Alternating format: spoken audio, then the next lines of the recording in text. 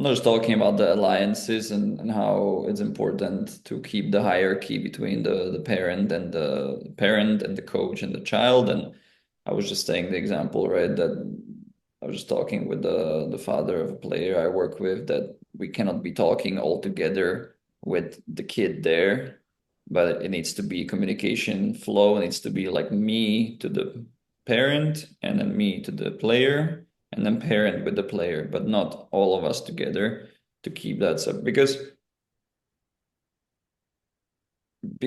it's like I think our job as coaches is to shape the player, but by creating the right environment. Not so much what we tell them, but okay, what we tell them, but already what we're telling them is coming from us already thinking about what's going on.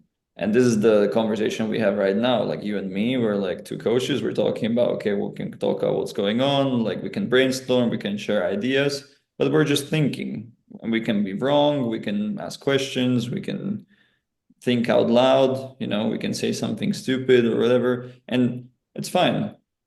We're just brainstorming, we're just discussing, but with the player, that's the job. So there, I mean, doesn't mean we can't say something stupid or we can't be wrong. Of course we can, but it's more like there we already go with what we know, what we want to do and what we want to shape and how we want to shape the environment.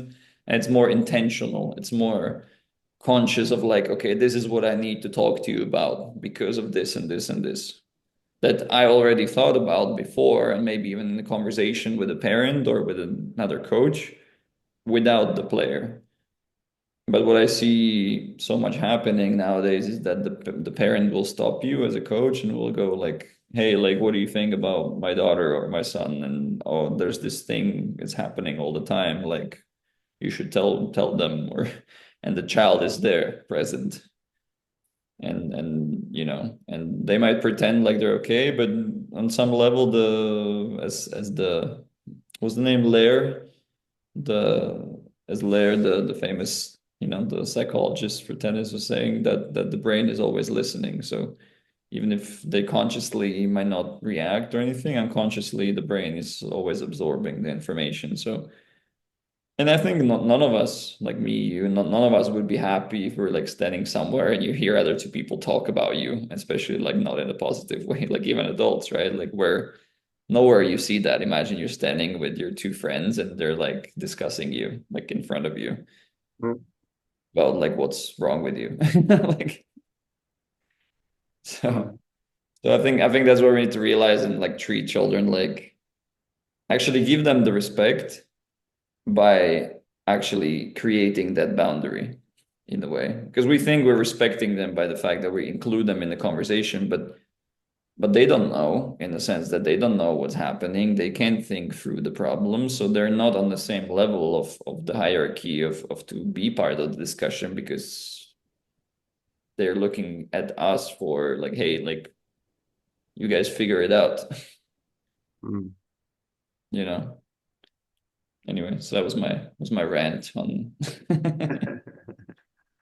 Yeah, it's interesting. Like from my perspective, like former player and now father and coach. Before I always thought that the level of understanding it it somehow shows in your ranking.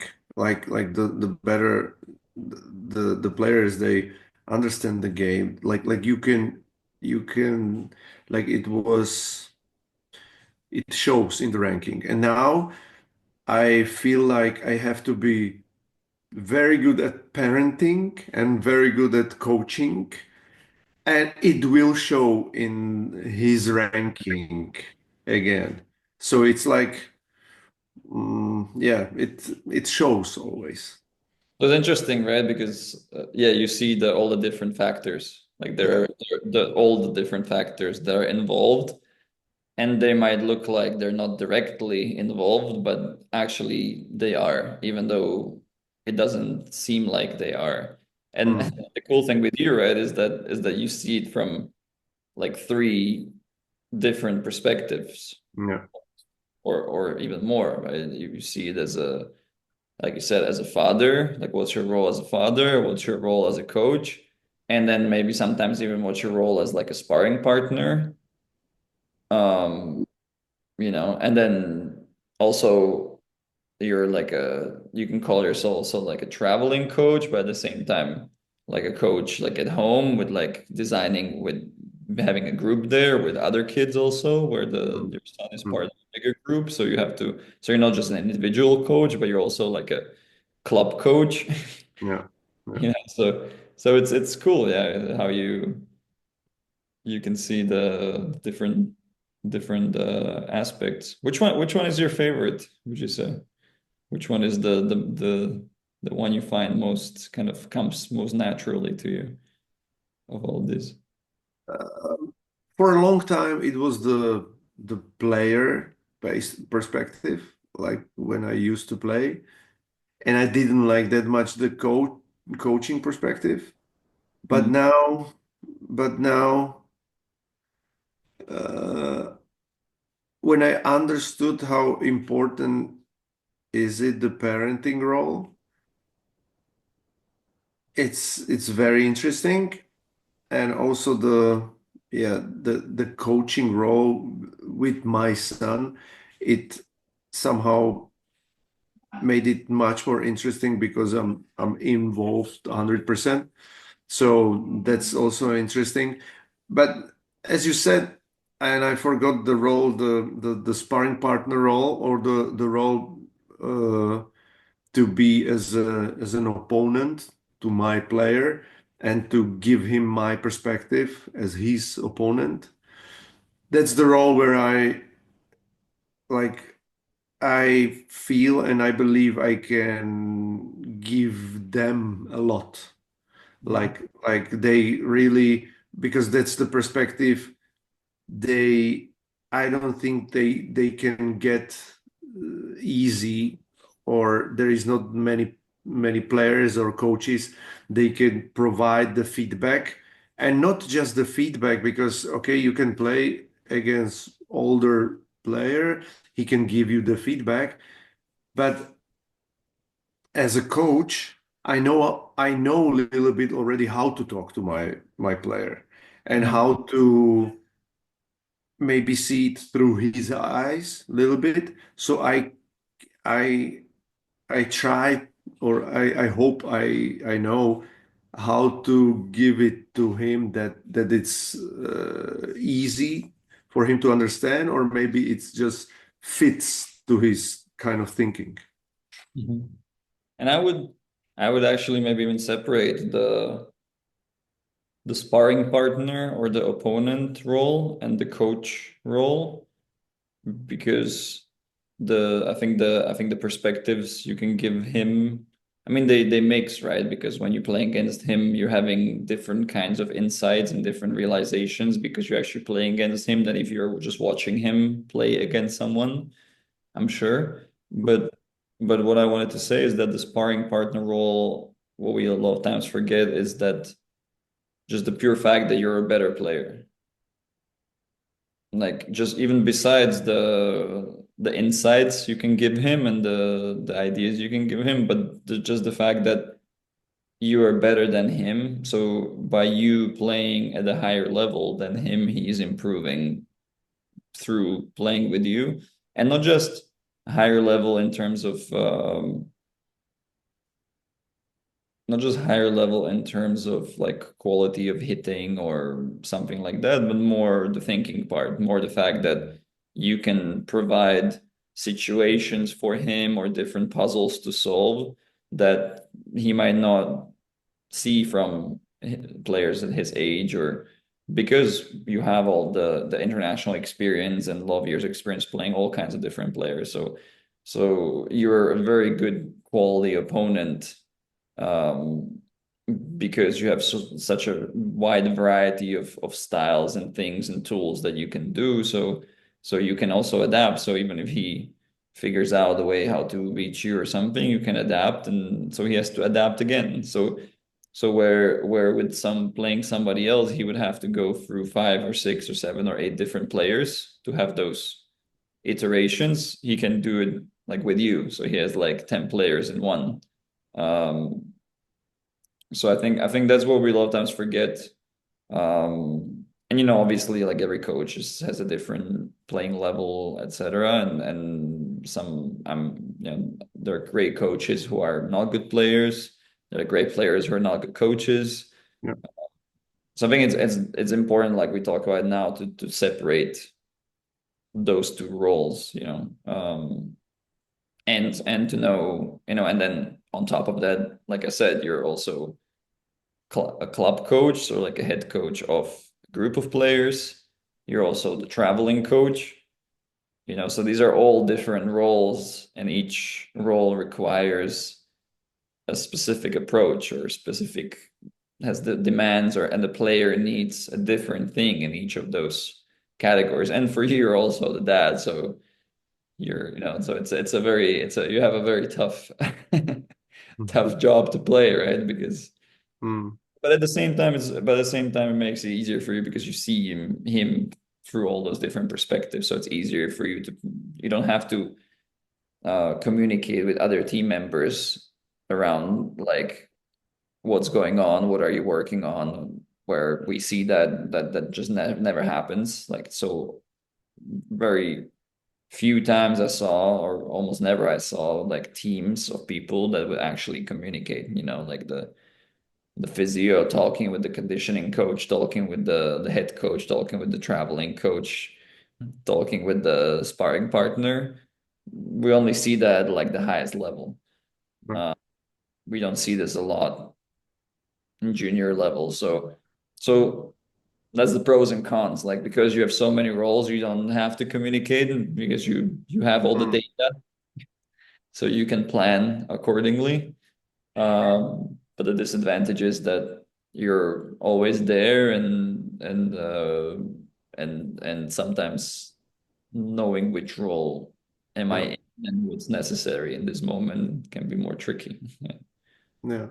For you and also for him, right? To understand, like, okay, is this my dad talking, or my coach talking, or Mm, my mm, sparring partner talking, or mm. And it's also interesting how just a little tweak or just a little thing can just completely change the energy or the chemistry between us as a father and the son, like we discussed, I mean, previously, or where you help us a lot. It was the thing that I always thought that my son uh, doesn't take the responsibility, or he doesn't is like he doesn't want to play more, or he doesn't want to he doesn't take the initiative. yeah, exactly. And I thought that the what I should do is to let him, or to do less, but the correct thing to do was which came from you, that just because he doesn't feel he has the boundaries from his father, me, he has to he has to do everything by himself, and that because he's so responsible, he puts the boundaries like this, so he's afraid, and he's like stuck, and that's why he's a little bit, I mean, fearful and everything.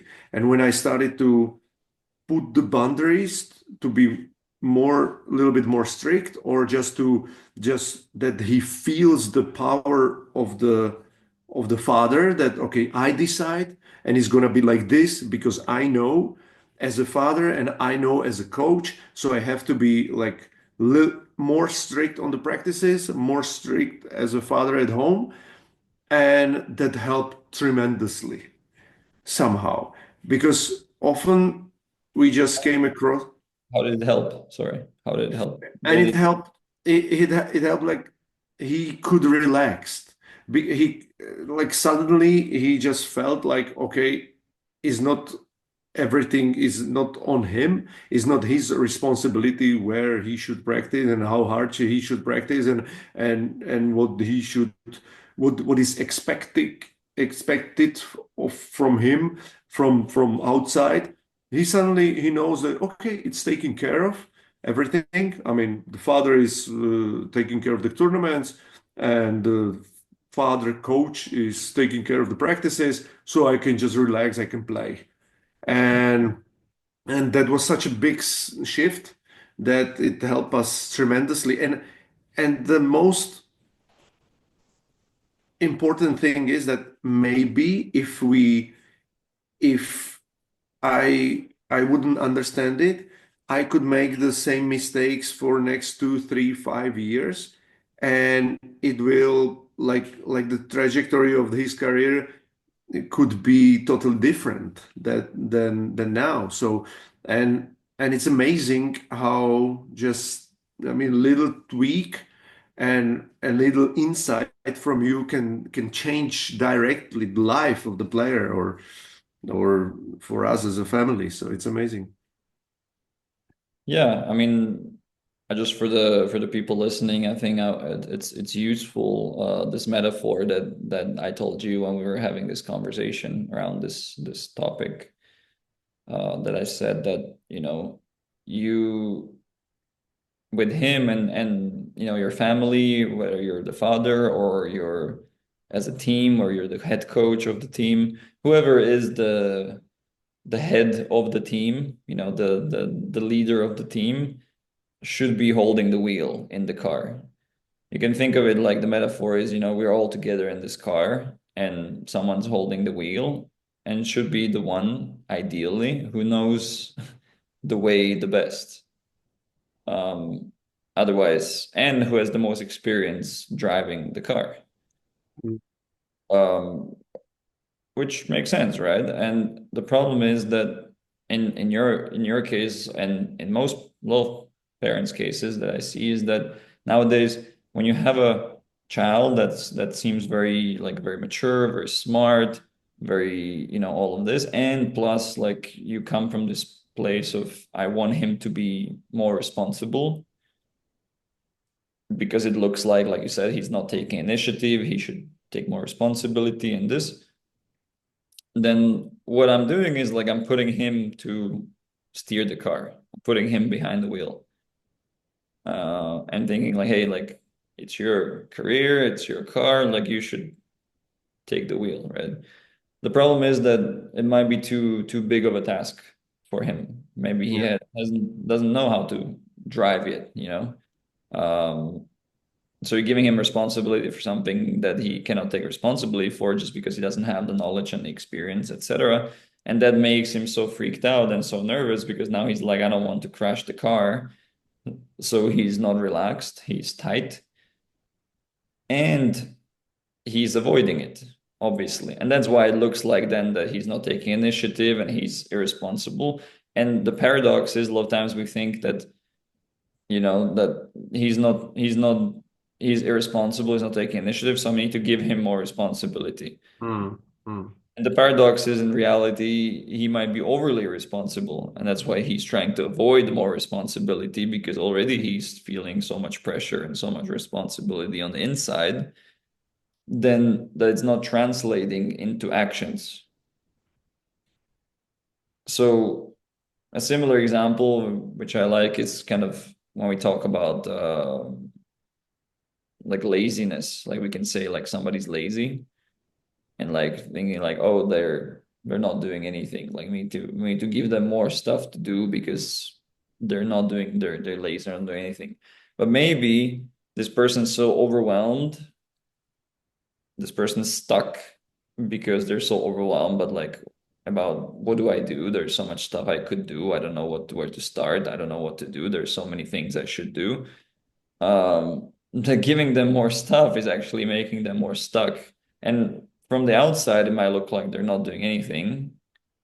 And from the inside, they're like, I would do something, but I don't know where to start, or I don't know what to do, or I don't know, or I'm not sure if I can be successful at doing something. So a lot of time there are these paradoxes, how it appears from the outside. A lot of times, in my experience, a lot of times it's the complete opposite of what's happening on the inside. Uh, Hmm. Another great example of that is arrogance. Kind of somebody who appears. Sorry, I thought you froze for a second. Can you hear me?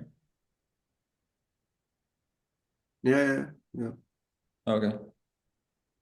So another example of this paradoxical nature is like which I see all the time, especially with teenagers, is also this kind of like overconfidence or arrogance, where Mhm. it actually comes from an inner insecurity that somebody who appears so confident and so like arrogant actually is not confident at all.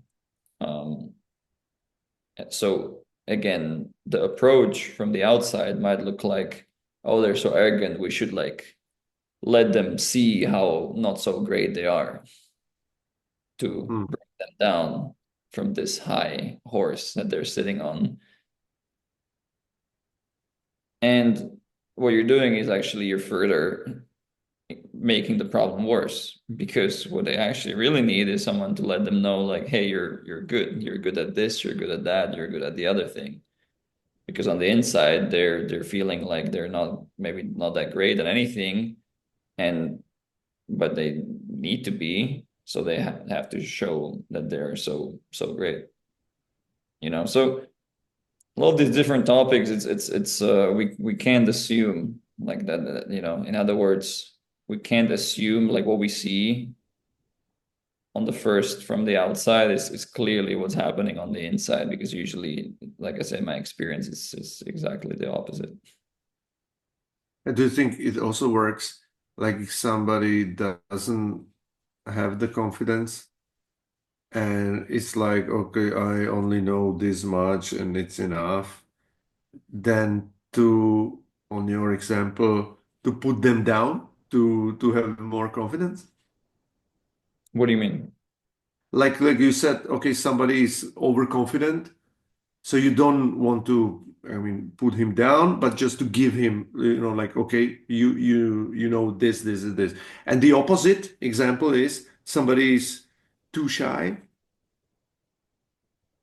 So how to work with him? Hmm. Well, that's a specific. Maybe I would need to understand more. Okay, tell me more about this person. What do you mean by too shy? Like, we can use I as. mean, I mean, I just wanna, like your example was, and I just want to see the opposite of your example. Oh, you mean someone who appears as like really not confident? Yeah, yeah, yeah. So Like like, like the opposite of your example, if it works in the also the other way. oh, you mean like opposite of arrogant? Yeah, Yeah. So someone who's like clearly like, oh, I don't know anything. yeah. Yeah, I think actually the funny thing here is that they actually need the same thing, because a lot of times what happens is you can have it's kind of like the joke, the joke where someone has a father as an alcoholic, and he has like twins, and you ask one twin like, are you drinking? And he says like, of course not, that dad is an alcoholic. And the other twin says, of course I am, my dad is an alcoholic. Mhm. um, so the same, it might stem from a similar issue, and you have two extreme ways of Oh, coping with oh, the thing, right? So, and this example is like let's say the self, and it might not be two, it might be multiple. So let's say, for example, like the issue is being overly self-critical. That's like a common one. So someone's overly self-critical, therefore it's hard for them to kind of see what they're good at, because they always criticize themselves for everything and they're too hard on themselves. Um, so there is no confidence, because confidence comes from competence, and competence means that I know what I know. And if I'm overly critical, then I can never know, because I can never say I know this because I will always find something that's still not good with it. So I never know. So I don't have a confidence.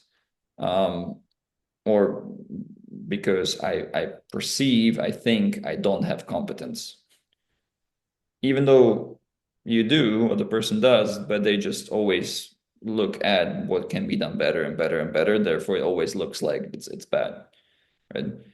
So you have this self-critical, and then so it goes kind of multiple ways, right? One of the ways can be, like I said, like to be go more into arrogance and kind of um, go in a way of like I'm arrogant, like I'm not even trying. These are like the tanking people who tank, like I'm so good, whatever, and then I don't even try and I make excuses and it's all about something else and not me. I'm never the problem.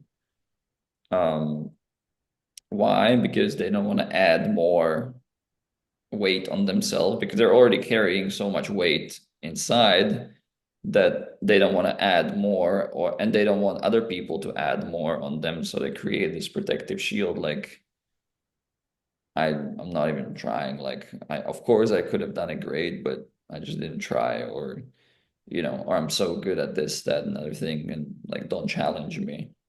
Um, or you have a different case where someone can be like really a hard worker, which is like I'm gonna be so hardworking and so trying so hard, and that's the other extreme, like so tight and so I'm gonna kill myself to work hard because I need to like make sure that I do it perfectly every time. Um, again, to avoid the criticism, the to avoid feeling like I'm not good enough, the best way is like I have to make it perfect every time because that's the only way that maybe I can be good enough. I probably won't, but I'm trying to. I'm still living an illusion that I can be perfect. So and sometimes, and the funny thing, sometimes it might be even the same person. They can have waves of like going from Mm, being arrogant to mm, yeah, being hardworking and so you can have different coping strategies and you can have multiples of them like this. So these are mm, just different personas that I'm explaining, but this one person can have multiple personas like yeah, this. yeah, yeah, So yeah, but the main point, the main point I'm trying to make is that what you see from the outside, especially like when it's an extreme, where it's like a cartoon, like a caricature, like a extreme whatever, even if it's like overconfident or over shy or over perfectionistic or extremely whatever it is, you know that there is something, it's compensating for something else. There's yeah, something else going on the inside that's being manifested as something different. So yeah, and that's but it's not like in your case and stuff like you didn't know and most people don't know. Who knows, because we kind of yeah, just react to what we see, and we yeah, go the direct approach. It's like you're too slow, you should do more sprints, yeah, but maybe they're too slow because they're too tired. yeah, So having them do more sprints is gonna make them even slower. yeah, Again, it's like the example of like just going based on what you see and thinking like, this is the solution. yeah. And most of the time you are biased as well, and you just too involved, so you don't see clearly, and also in the bigger picture, you have maybe one or two possibilities because you have one or two children, and nobody teaches you how to be a good parent. And like you have to be so smart. If you're not born with it, like with everything, you have to be so smart and to be open-minded and to learn, to understand, and to ask other people maybe for an advice to be a good parent or coach or everything. I think with this topic of being a good parent is that, like you said, it's so difficult, and but I think it's one of those, again, paradoxes, so difficult but so easy at the same time. In a sense, what I mean by that is and again, I know this, I'm not a parent right now, and I know this more theoretically, but what I believe is that, again, I'm going to use the example of the car. If you're holding the wheel and you have your partner, whether it's the father or mother, like whoever the spouse is should be sitting next to you in the front of the car, and kids are in the back of the car. So first of all, there's that separation and hierarchy of parents stick together and children are here. You see in a lot of families is where you have, for example, you have the mom is behind the wheel and the son is sitting next to her, and the father is like not even in the car, or like in the Mm, trunk somewhere or something, and or whatever. You see different combinations, and that's where things go messy, right? Because the hierarchy, the system as a family system is not functioning. As I was getting the example of, is like in a business or in a company, when you have a manager who's fraternizing, who's too friendly with one of the employees, again, it creates issues between the employees and between the employees and the manager, and the different employee and the manager and all that stuff. Like there, for us, like there, it's clear. Like all of us look at that and like, yeah, of course. mm, But we don't think of a family that way a lot of times. Uh, mm, and we don't see it as these roles and hierarchies and the boundaries, and this is the key word I think you said before, is the boundaries that need to be in place to make it clear, like who is where in the car. Um, but I think being a good parent, so I think if you do that, and then I think it's the main thing is the parents like work on themselves and their relationship.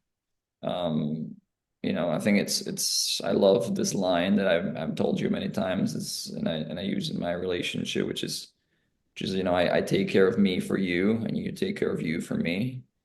Um, and I think that's where it starts in the whole family system, is that each of the parents takes care of themselves for the other, and vice versa.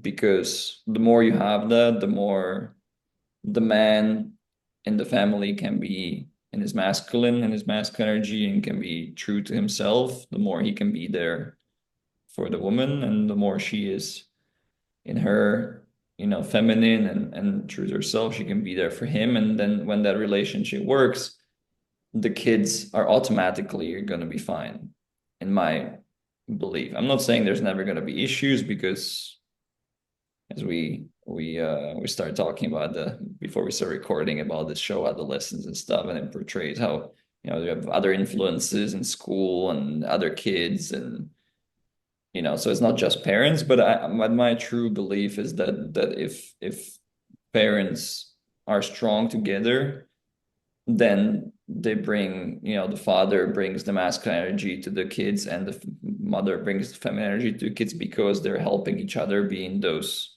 healthy states. Then the kids are going to have healthy role models, and going to model that behavior, and they're protected much more towards whatever happens in the outside world, whether it's with different kids or in school, or whatever is happening. um they're going to be much more productive, and they're going to have better relationships, because they're going to see how the parents have the relationship, so they're going to see like this what relationship look like, so they're going to have automatically, like they're going to have potentially better relationship also outside the family, and therefore have good social circle, social life. And at the end of the day, I believe that the quality of life is the quality of your relationships. mm, mm. And can you talk about a little bit, like we spoke last time uh, about Andre and Luki, the differences they have, and like what? kind of boundaries they got from parents and how it shows in their behavior. And if you can just like distinguish why is it and how they trigger maybe each other, and maybe not just those two, but the different like scale of the upbringing or the settings. Yeah, I remember we talked about that the other day. I'll try to remember, but basically we're talking about yeah that like your son and this other boy in the club, and the main difference from what you're telling me and from what I observed also is that one is like very responsible, very he's more the type he's very tight and very kind of And hard. also energetically, like he goes 100% and then he gets tired soon. And the other one, he goes just everything does for 20%, but he can go more or he goes a lot. So that was also. Yeah, yeah, and you were telling me how they were having a conflict where you know the one was telling the other why you're not running or like why you're tired, and the other was Mm, to him like but you're slacking in the conditioning training, so now you're fresh. So yeah, yeah, you know I work hard there, and you're just slacking. So don't tell me now I'm tired and you're not. Like yeah, yeah, um yeah, I mean I think. And again, like this is a specific example, and obviously there's always a lot of variation. mm, It's just for each case, so I'm not, you know, I'm not trying to say here that this is like a rule for everybody, but in this case, like you know, we know that using the car example again, let's say, since we're using this, I think it's useful. The Lucas, the boy who's like he's so tight and so hardworking and you know doing everything right because he's the one sitting behind the wheel of the car, right? So he was the one who was lacking that, you know, the father being behind the wheel and being like, "Hey, I got you," you know, like you can enjoy, you know. Because that's the point, right? As a kid, like you're supposed to sit in the back seat of the car and you're supposed to like look out the window, read a book, or play with like the other kid if there's like siblings, or you know, talk with the father like as he's driving, like have a conversation, or with the mom, or whatever, you know, or just daydream, you know, as kids like to do, which is something that we don't see a lot nowadays happen because it's so like you have all these structured schedule, right?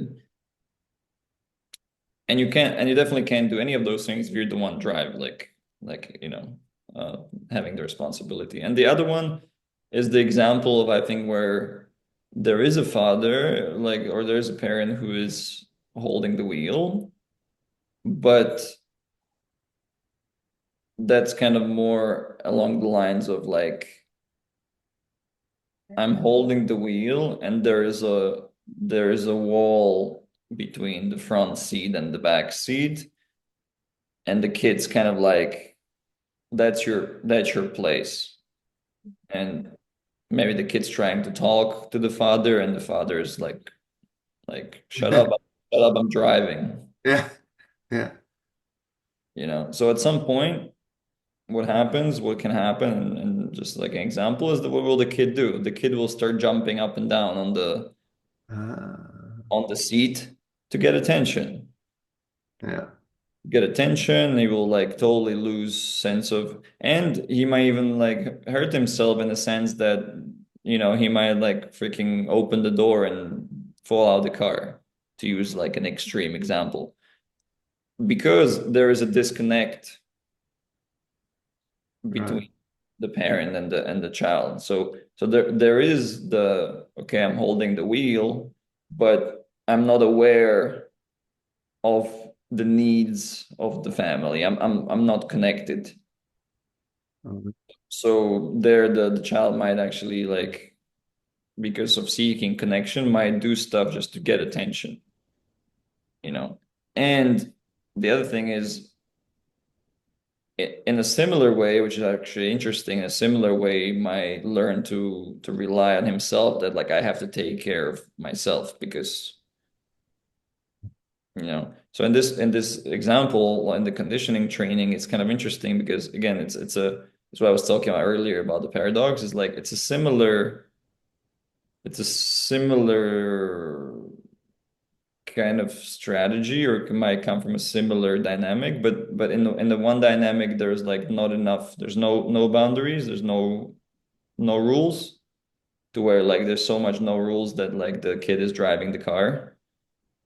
And then in the other one, there's so strict rules that there is disconnection. Hmm. Um, in other words, what I would actually, it's I don't know, this I'm just thinking of it right now, like spontaneously, I would call one, the toxic masculinity is like now like a very kind of trendy term that a lot of people use. But there is such a thing that not a lot of people talk about, what I would call toxic femininity. And what that means is the toxic masculinity is what I say is like extreme rules, to the point where the rules are so, and the hierarchy is so strict that there is disconnection. And the toxic femininity is that there's like so zero rules that there's chaos and there's more anxiety. So there's more anxiousness because it's all over the place. So there's no structure. So you have those two extremes. So the advantage of the like we're using the example again of the two boys. So the one who's holding the wheel, the advantage he has, he's able to be responsible, hardworking. He learns all these things because he's living in chaos. So when there's more chaos, then to compensate and to adapt, I have to be more structured. I have to be more stiff because everything's too flowy. There's too much flow, so I have to be more rigid to Yeah, balance with the flow. So he will be more rigid. He will be more rigid in the body. He will be very hardworking, responsible, all that stuff. But he won't be able to actually flow. What I mean by that is he won't be able to, what the other guy's good at, he won't be able to tell himself like, hey, maybe I'm too tired. I can take it easy today. exactly.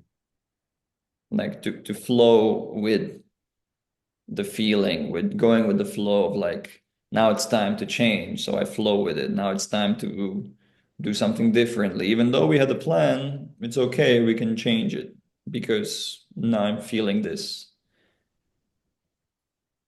because he's the one holding the wheel. So he's not, in a position to do so. So he can't be flowy. He can't go into flow. He has to stay rigid. Whereas the other one, the problem is the opposite, right? Like he's too much in the flow, in the chaos, where he's so good at flowing and adapting and being quick to change situations or change. And now we're talking about tennis, we can think of like he's going to be the one who's able to change strategies and change tactics and adapt to different opponents. But at the same time, he might be going up and down, like from tournament to tournament, like in terms of results or in terms of Mm. focus. Like he's not able to be disciplined Yeah, and have the structure in terms of like, okay, I figured out the strategy and I'm just going to stick with the strategy and have the discipline to stick with it. Um, exactly. there's He's two. even he's even sorry, just during the day, like the all of the other guys they are telling like he cannot, he's like ADHD. He cannot be like still. He has to do always. Let's do okay, let's play this. Let's play. Let's go. Let's go. Let's go. He cannot, like be. Mm. Yeah. Yeah, but like I said, this is a very unique like example that fits here, but there's so much variation because Yeah, you can have a variation where um, the ADHD kind of thing comes also from too much rigidity. Like you can have it in a sense that that's where like the mind is trying to escape this feeling of like constant self-criticism of responsibility. So I have to distract myself all the time Mm, just mm, just to like have relief, you know. mm. So that can be there. But in both of these examples, I would say I think the main topic here, which is an important topic, is kind of like what is the healthy Yeah, masculine, like what does a healthy father look like yeah. in the family setting, and especially regarding we're talking now about boys and adolescent boys, and we here have an example where you have like the two extremes. So you'd have a father, you would have like a father or like one extreme where it's like very like my way or highway, like I'm holding the wheel, but I don't care what you think because I'm the man. Mm, And then you have the other example, the other extreme where the father is like a mother, where the yeah. father too present, too caring, too nurturing, too very aware, very connected, but so much so that he's the father who like got so aware and so connected that he like let go of the wheel and went to the back seat of just like to make sure that the kids are okay and there's like no one behind the wheel. Um so you have these two extremes and the middle or to transcend you need both, right? Because it's not balance. I don't believe in balance so much. It's unity, it's wholeness. So where you take the two aspects and you put them together. It's kind of like the yin yang symbol, the black and the white, like you transcend the duality of the two extremes and you bring them together at the same time, meaning I'm holding the wheel firmly. I know where I'm going. I know I'm the man, while at the same time being aware and connected with the family and feel the needs of what they need, etc. And act accordingly with the wheel. So in your example is like in coaching, it's kind of like, yes, I direct the practice, but I can still talk to the player about like, hey, how are you feeling? What's going on? I'm still connected Yeah. with the player and seeing how they're feeling, what they need, like ask them questions and have an open communication. But at the end of the day, I'm the one who has the wheel, so I make the decision. I'm the one who's leading, but I still, because the other extreme is like, I'm the coach, you shut up, you do what I say. Yeah. That's the one extreme. And the other extreme is like, you tell me what we're doing today in practice. Like, like you tell the, and the player should like lead the practice. Yeah. Mm, yeah. Mm, yeah. It's amazing. And like you said, it's so many other examples and yeah, it's interesting. And also, and what would you say? Because I mean, a lot of coaches, they maybe can come across players, they are like spoiled. Mostly I, so in our club, there are a few coaches. They are going for to do the lessons in the school, and mostly also like we were talking about the show, English school, where there is so many spoiled kids, and like I always thought that the spoiled kid is like there are no boundaries at home, so he can do whatever he wants to do. But in my case, I mean, my kid is not spoiled, but somehow, like very like what is the difference between the like no boundaries and one child is spoiled and one child is over like takes responsibility too much. Like what is the difference there? Or is there like I mean, I don't have a my first answer would be I don't know, Yeah, but I don't have a clear answer. But let's talk about it. Let's explore it. Let's think about it. It's a exactly. Like the question is like how to spoil a child. well, I think the first question we need to it's good but we can discuss is like what does it mean spoiled? Because Yeah, I think it's one of those words that's kind of like lazy or arrogant.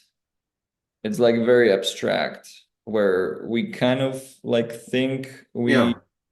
we kind of think we know what that means, but you know,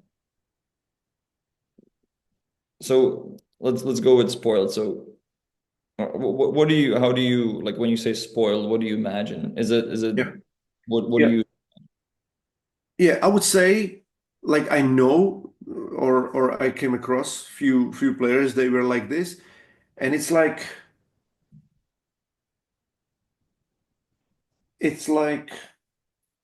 the they're not like listening and they're doing whatever they want and if you just I mean if you want to discipline them or something like that, like there is always mostly mother that she's like don't don't talk negative to my child and I never tell him no and he can do whatever he wants and then he just like doing everything like there's nothing what he can. I mean I never had a player or when I was working more with the players. I mean I never had the experience that somebody would be like this or behaving to me like that. It's only I can see. That's why I said the example of the like coaching in the school, because there in the school there are like I mean, more children like this, I would say. Like you cannot like you tell them 5 times and they never listen somehow. I think so I think here if we go and I don't have the clear like kind of the terms right now, but if we go into like developmental psychology, you can look at kind of in which stage the child is stuck, so to speak. So the spoil, how you describe spoil, like it's somebody like doesn't listen and like doesn't is not disciplined, doesn't wants to do whatever they want, and then the mother is very protective. So you're talking about a baby. Yeah. So you're talking about an infant, a baby. If Yeah. you, yeah, all the characteristics that you mentioned, it's a baby, right? Baby will want do whatever the baby wants to do and doesn't care what you tell it to or not tell it to. And the baby will be overly protected by the mother. So if you Mm, try to do something with the baby, the mother will be like, no, it's like you have to don't don't hurt the baby, you know. yeah. So there you see it's like the child is stuck in it's been babied. So that means the parents, both of the parents or one of the parents, usually one of the parents means that the other parent maybe is not present. So that's what we see with like when we say spoil, a lot of times we the kind of the label or the assumption of spoil is like the rich family where the father is not present and he's like he's only present through the presents. Mm, He's like buying things for the kid and the mother is getting the love from the child and not from the husband, let's say. um and going back to why I was saying that first of all the parents have to be good together and then the kids can be good automatically because then the mother is taking love from the child and then she doesn't want the child to grow up. Why? Because the when the child mm, grows up the mother the love is not so sure because if it's a baby the baby loves you unconditionally all the time. So mm, why would I let the baby grow up and potentially not like me anymore when I have this source of love that's there, right? So sure. So that's one dynamic that's there where the mother or the father, I mean, I'm not dismissing either possibility, but can be the one serving as like, you are my baby. And Yeah. Yeah. you know. So that's one, right? The second one would be like with your son we talked about, because you made the example of like he like didn't have some boundaries, but he's not spoiled. So like what happened there? So there maybe it's like the next stage where the kid's stuck in like a, I don't know, like a 5-year-old, 6-year-old, 7-year-old or something, or somewhere between, let's say, 6 to 12 range, where it's like a child who is like, that's the stage we see that like the child, that's the stage where most coaches love the kids, right? Why? Because the kids listen, they do everything you say, they're very like, they're hardworking, they're looking up to you like you're my god. And and if you look at kids like from around that age, and they're already like, they're smart enough to interact with you, so it's not a baby anymore, which doesn't have that cognitive, so they have cognitive capacity to like think and interact with you and all that, but it's still like a little kid who's like kind of requires like, hold my hand, and like, I'm not sure about myself, like if I have to go on my own like without the adult, like I'm unsure of what to do. And so you have like a kid, so then you have like stuck in that stage. you know. Then the next stage will be adolescent, like teenagers. And that's the stage where we have more like the separation, and we have more rebelliousness. We have more like, I want to do it on my own. So, the kind of, don't talk to me, don't tell me what to do. I know. That's kind of that stage where like, and I have to, that's where the potentially can appear as arrogant, or when we talk about that like I need to, because they still don't know, because they're like, that's kind of like getting out of the nest. That's like where the little kid suddenly gets courageous enough of like, okay, I don't want to hold the parent's hand anymore. I want to do it on my own, but I'm still not sure, but I want to do it on my own. So there it's like, they need more kind of, they still need guidance, because they still need like, I want to know like my home is there. I want to know my house is there, because it's still a teenager. They're still a kid in the sense that they're not like independent. They can't take care of themselves like in that way.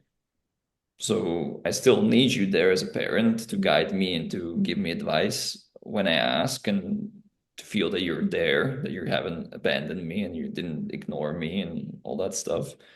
But I need space. Like, I need space. Like, this is where you see teenagers start closing the door in the room, and like, this is my room. Like, don't, like, you have to knock before you enter and whatever. Like, this is like, they start creating this, and it's slowly preparing for them, which makes sense, like preparing them to separate and become a young adult and an adult, you know.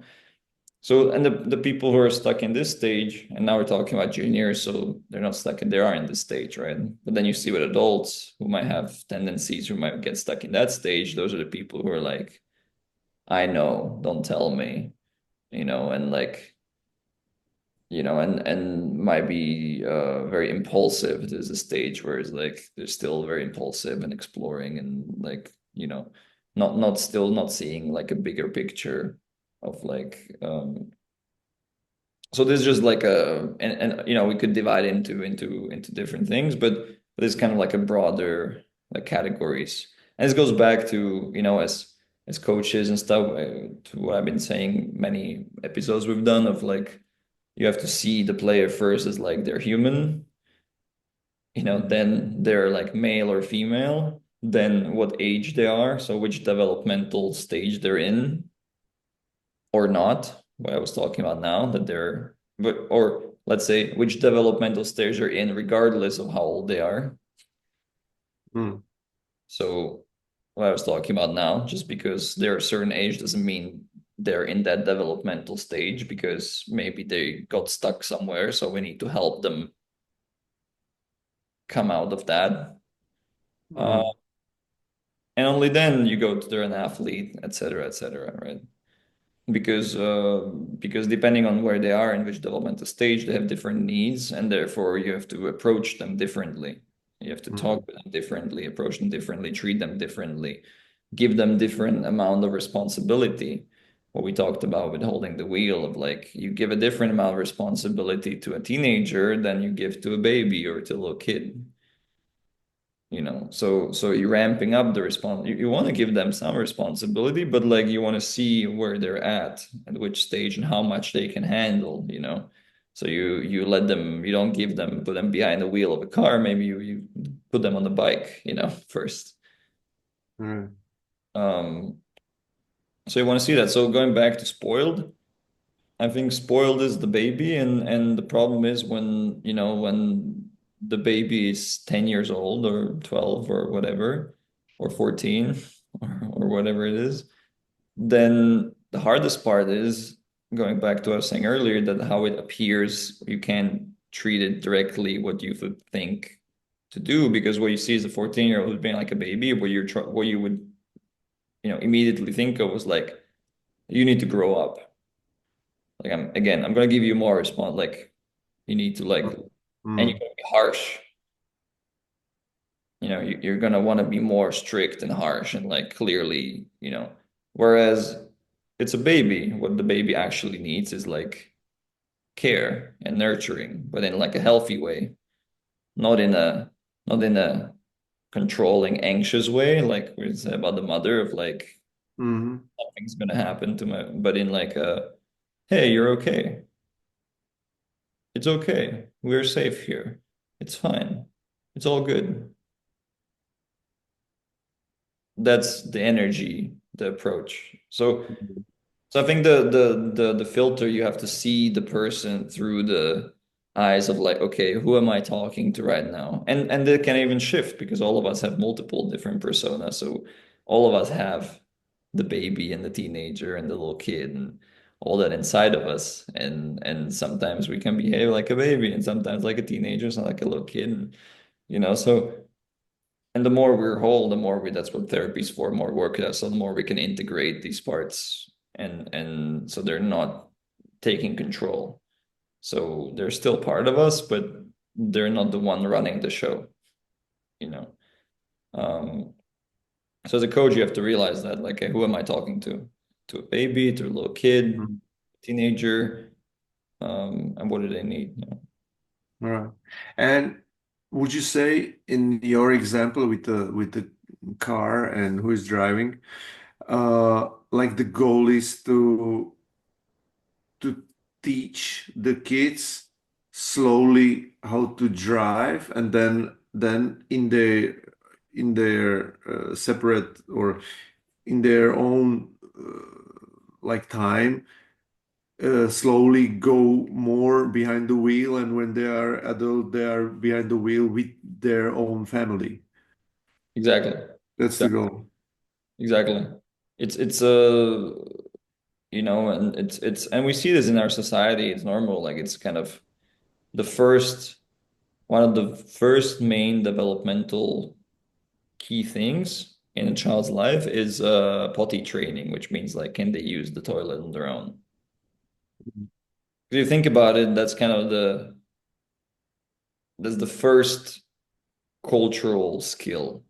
That's the first skill, that's the first responsibility, let's say, that they're given all of us. So it's the first response, because up to that point we can do whatever. We're just laying there, we can poop ourselves, we can whatever, we don't have to make food, nothing. We have no responsibilities. So the first responsibility in life is, okay, can you go to the toilet on your own? So can you realize I need to poop or I need to pee and do it myself?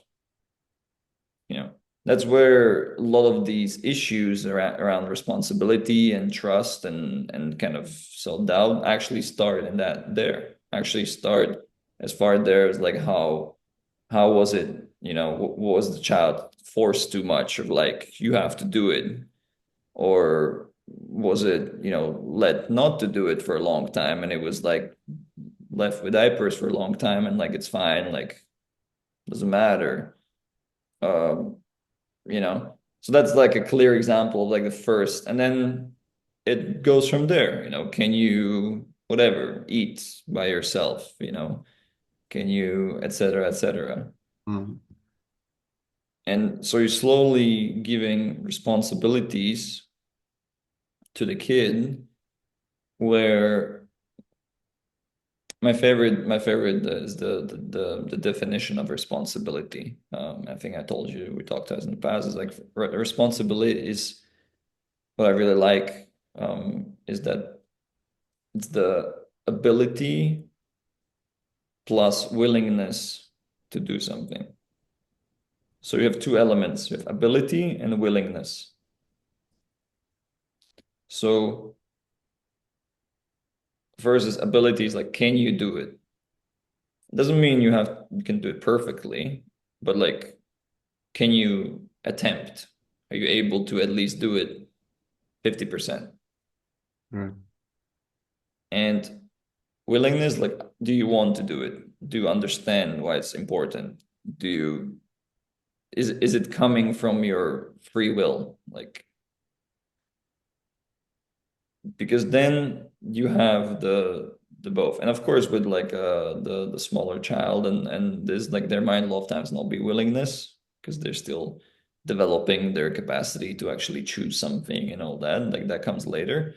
But in those higher ages, that's where actually the more responsible are, like, okay, you explain it in a way, you see like, okay, this is important because of this, you understand. And this is how it's good for you. And then the person's like, oh yeah, it makes sense. I'm willing to do it. Can I do it? Yeah. Or if I can't do it, then you help them to teach them how to do it. And only then it's like, okay, now it's your responsibility. Because if they don't know why they're doing it, how it's helping them, so they don't have the willingness, there's a chance they want to do it. And not even because like they're rebellious or something, but if it doesn't make sense to them, to their mind, they will just forget because it's not a priority. They will not think about it. So if the willingness is not there, they won't do it. If the ability is not there, they also won't do it because they can't do it. And the most cruel thing we can do to, and it doesn't matter if it's a child or a different adult in work or whatever, is that we're giving a responsibility to someone who is either not willing or not able to do it. And we're holding them responsible. Because then it just creates problems because either that person's forgetting or whatever because they're not willing, or they're doing it but they're not willing to do it, so they might have the ability but they don't want to do it, and then there's creates resentment, creates hate and resistance to creates conflict. Or they're like trying to do it, they might have the willingness but they don't know how to, and they're stressed and they're kind of constant like fear of like, I don't know how to do this but I have to, and I want to, I just don't know how. Yeah. So those elements are so important, and then based on this formula, you can slowly, like you said, feed the what is the action, what is the topic, what is the habit, what is the responsibility you're creating, all the way up to, like you said, that they have their own car with their own family, because at that point, after in that teenage years and turning to adult, the idea is that hopefully they're, if it's a good healthy process, they will start like choosing their own responsibilities, and that's an adult. Like that's the maturity to like adult in my view in terms of responsibility, is like if a person can create their own habits and give themselves the responsibility and realize that, okay, I want to do this. I'm okay. Why do I want to do this? Okay, this is why. So I'm willing to do it. And can I do it? No, but okay, I will learn. I'll figure out how. So I will learn to do it. And now it's like my responsibility. I take responsibility for it. Right. Yeah. And as a parent, I mean, you have to be smart not to let them drive too early and also not too late. Yeah, yeah. And that's the art. That's Mm, the art of parenting, I would say. It's like uh, mm, art of coaching also, like it's the same thing as a coach. Like how do you design an exercise? yeah. What do you criticize? What do you praise? How do you hold them responsible for what they're doing? Like you have to see where they're at physically, where they're at emotionally, where they're at understanding of the game wise, tactically, um, and where they're at like long term, but where they're at also right now. Mm, You know, how are they feeling physically today in this training? What are they able to do? mm, What are they willing to do? And a lot of times, the cool kind of I use and I like is that you can, if you're aware, if you're that driver, like I said, who is holding the wheel but is also aware, then you will be able to tell by their nervous system, like, is it alive or not? Is it active or is it passive? Are they like really there? Because if they're really there, that means that you got it right. That means like they understand why I'm doing this, I'm willing to do it, and I feel I'm able to do it. yeah. And it's also challenging enough to where like I'm growing, so I'm like increasing my ability. So that's when they're like, but it's like right now in this practice, because tomorrow the same exercise might they would be like, oh, Mm, because things change. Suddenly they feel physically different, emotionally different, mentally different, whatever different, and then there it is another exercise. So my thing is you always have to look at like, are they lit up? Is the nervous system? And then at the end of the day, that's what you want because again, like we said, we're talking about learning and teaching. So if they're not awake, they're not actually absorbing information. So, or they will be, but kind of passively or just much at a much slower rate. So you actually can speed up training process by like finding what are the being aware where they're at and kind of designing those response exercises in a way that you keep hitting that point of they're like, okay, like yes. And sometimes that might mean to not practice. Sometimes that mean that you show up to practice and you realize like no, like we can't do anything. mm, There's no point because you're just dead. And then like let's just go for a walk and talk or go home and sleep or whatever, like mm, mm, mm, I think that's the biggest topic, yeah, responsibility and how much is too much, how much is too little, who takes the responsibility, um, who is responsible for what in the family, in the club, in the practice, um, and the boundaries, which boundaries help us differentiate who is in which role and then also different which role is responsible for what. And if we get that right, and it's obviously it's super difficult to get it right, that's the art. But if we get it right, then it doesn't matter if it's tennis training, if it's a family, if it's a business, in anything, then everything like you get amazing results because everybody is like alive doing what they like understand it should be doing. They know how to do it, so they're like getting the results. They're making them happy. They want to do more, and like you're getting in this upward spiral where like everything's just working. mm. Uh, so I think this is so crucial and so difficult, and you just need a lot of awareness and learning and thinking and having a discussion like this. And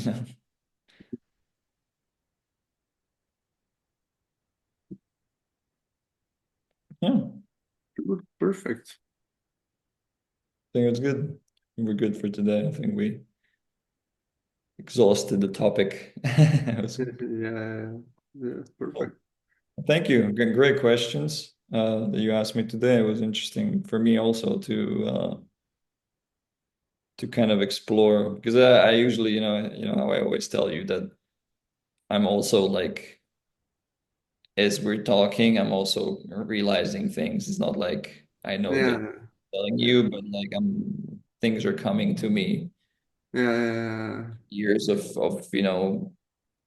learning and reading and watching different things and lectures and my own experience and it kind of comes together, and that's why I love these conversations we're having, right? Because I can also listen to myself how it's like coming through me and me being like, oh, that sounds good. That yeah. sounds good. But I just Yeah, I mean it's amazing. It's like channeling. Like you are I'm the one who is asking. It goes through you and it goes up and then it comes back through you to me and you are like in the middle wondering too. Like, oh, like, that was good. That was nice. That's nice. it's I a love it. it's a beautiful experience, and yeah, and it's at the end of the day, I think this is the key to great conversation.